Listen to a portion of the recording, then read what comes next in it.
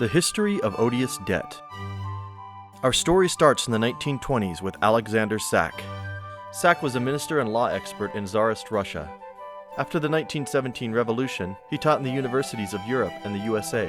In 1927, he came up with a brilliant concept, the concept of odious debt.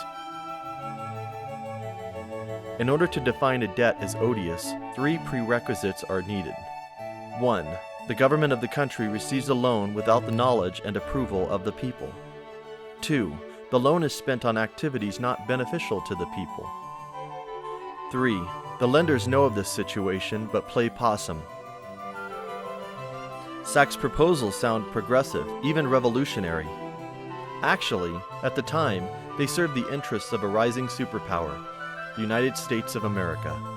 The USA had found themselves in need of the odious debt concept in 1898 when they won the Spanish-American War and annexed Cuba.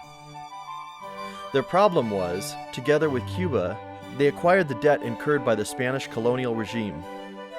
And since that debt lasted 4 centuries, from 1492, when Columbus set foot in America, till 1898, that debt was quite heavy.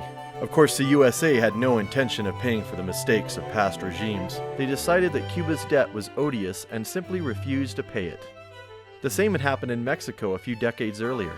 When the Republicans overthrew Emperor Maximilian I, they had decided that the debt he had incurred was odious. Maximilian had borrowed huge sums of money and excessively high interest rates to deal with the uprising against him. And since he owed a lot, mainly to the people of Mexico, he was sentenced to death and sent to the firing squad. In the late 19th, early 20th century, most instances of odious debt concerned underdeveloped countries on the American continent. Actually, a rising superpower was involved in all those debt repudiations, the United States of America. And this same superpower brought the concept of odious debt into the 21st century.